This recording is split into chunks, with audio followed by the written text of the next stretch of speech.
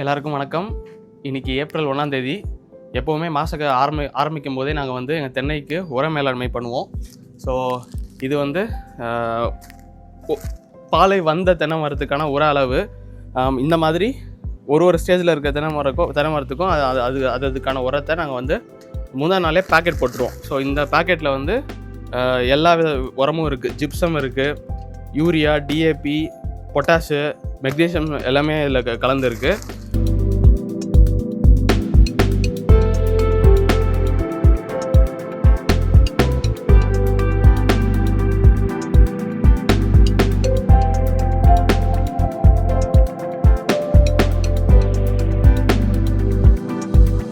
அந்தந்த மரத்துக்கு என்னோட குவான்டிட்டி தேவையோ கலந்து பாக்கெட் போட்டு வச்சுருவோம்.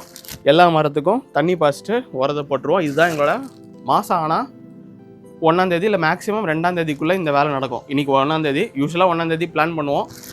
இதுதான் எங்களோட யூஸ்வல் தென்னையை பொறுத்த வரைக்கும் பராமரிப்பு உர மேலாண்மை செய்கிறது. நீங்கள் கேட்கலாம், எதுக்கு மாதம் செய்யணும்? 3 மாதம் ஒரு வாட்டி, 4 மாதம் ஒரு வாட்டி, 5 மாதம் ஒரு வாட்டி செஞ்சுட்டு போயிடலாமே, இது தேவையாக எக்ஸ்ட்ரா செலவில் அப்படின்னு நீங்கள் நினைப்பீங்க. அதுதான் இல்லை. நம்ம இது எக்ஸ்ட்ரா உரமே கிடையாது. தென்னைக்கு ஒரு வருஷத்துக்கு தேவையான உரத்தை நம்ம பிரித்து கொடுக்குறோம். வேறு எதுவுமே கிடையாது இதில். காரணம் என்னென்னா, அப்போ தான் வந்து அந்த வேர் மண்டலத்தில் சத்துக்கள் எப்போவுமே இருக்கும். நீங்கள் 3 மாதம் ஒரு வாட்டியோ இல்லை 5 மாதம் ஒரு வாட்டியோ மொத்தமாக டம்ப் பண்ணிங்கன்னா தென்னைக்கு நம்ம கொடுக்குற தண்ணியில் இது கரைஞ்சி வேர் மண்டலத்தை தாண்டி போயிடும். ஏன்னா தென்னைக்கு எப்போவுமே நம்ம நிறைய தண்ணி கொடுப்போம். ஸோ நிறைய தண்ணி கொடுத்த உரம் வேகமாக கரையும். அதனால தான் நம்ம வந்து பிட்டாக பிரித்து கொடுக்கறதுனால ஒரு மாதத்துக்கான உரம் மட்டும்தான் கரைஞ்சி ஓடுறோம், நம்ம எவ்வளோ தண்ணி கொடுத்தாலும். ஸோ அதுதான் அதோட கான்செப்ட்டு. இப்போ நம்ம உரம் போடுற மெத்தடையும் நம்ம அப்புறமா பார்ப்போம்.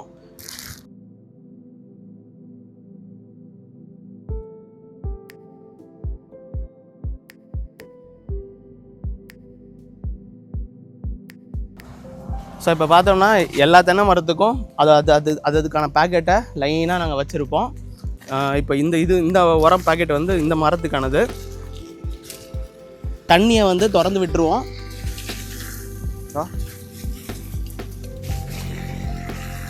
வர்ற தண்ணியில் இதை அப்படியே டம்ப் பண்ணிடுவோம்.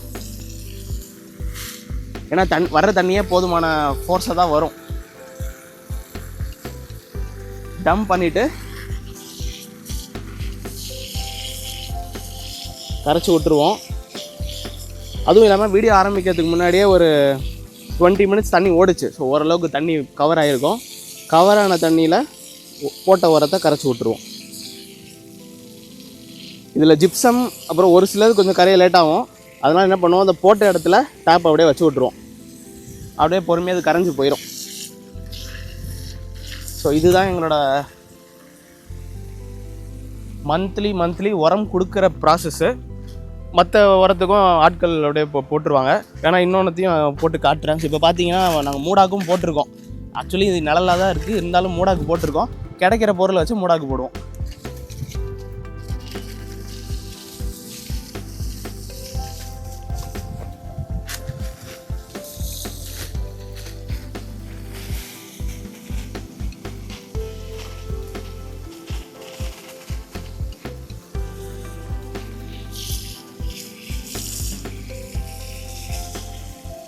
ஆல்ரெடி ஈரம் அங்கே பார்த்தீங்கன்னா அது வரைக்கும் தண்ணி போயிருக்கும். ஃபுல்லாக ஆல்மோஸ்ட் பாஞ்சிருக்கும். அங்கே மேலே தண்ணி தெரியும்.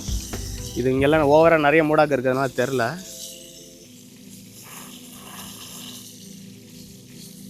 பரவாயில்ல, கரைச்சிருவோம். கரையாததுக்கு மேலே இதோ இப்படி தண்ணியை டியூப் வச்சு விட்டுருவோம், அதுவே போயிடும்.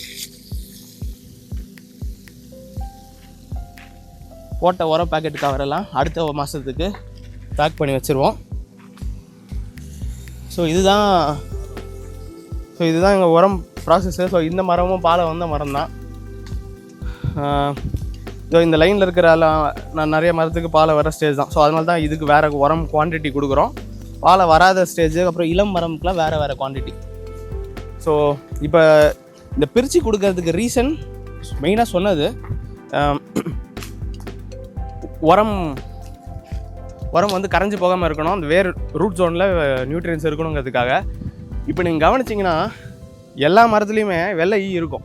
ஏதோ இப்போ பாருங்கள், எல்லா மரத்துலேயும் எல்லா வழியும் வெள்ளை ஈ இருக்கும். காண்டாமல் இருக்க வண்டு பிரச்சனை இருக்கும்.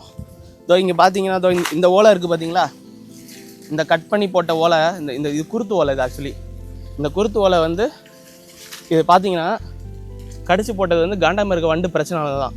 அது வண்டு கடிக்கும், கடிச்சு மரம் வளரும். இது கடிச்சு வீக் பண்ணி விட்டுறதுனால இது உடஞ்சி கீழே இந்த இந்த குருத்து போர்ஷன் மட்டும் பாதி ஓலை உடஞ்சி விழுந்துடும். ஏன் இதை சொல்கிறேன்னா, நாங்கள் உர மேலாண்மை செய்கிறதுனால தான் அடுத்தடுத்த ஓலை டக்கு டக்குன்னு போட்டு மரம் வளருது.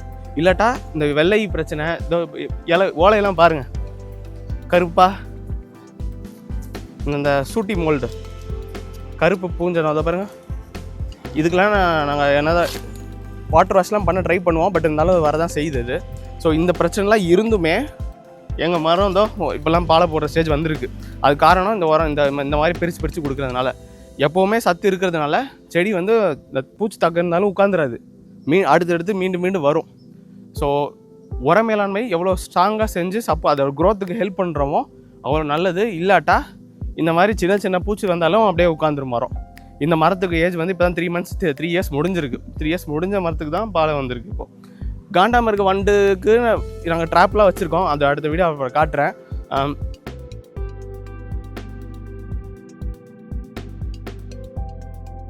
வச்சிருந்தாலுமே தாக்குதல் இருக்குது. இருந்தாலும் நாங்கள் உர மேலாண்மை பண்ணுறதுனால தான் ஓரளவுக்கு தாங்கி வந்திருக்கு. இந்த ஸ்டேஜில் இவ்வளோ தூரம் இருக்குது. ஸோ இதுதான் வந்து நான் தென்னைக்கான மெயின் பராமரிப்பு முறைகள். ஸோ வட்டைப்பாத்தி எடுத்து 10 days ஒன்ஸ் இல்லை 7 days ஒன்ஸ் தண்ணி பாய்க்கிற விதத்தை, தண்ணி எவ்வளோ பாய்க்கிறோமோ அதுக்கேற்ற மாதிரி நாங்கள் இடைவெளியை இது பண்ணிப்போம். இதுதான் வந்து நாங்கள் இங்கே பண்ணுற தென்னை மெயின்டெனன்ஸ் இப்போதைக்கு.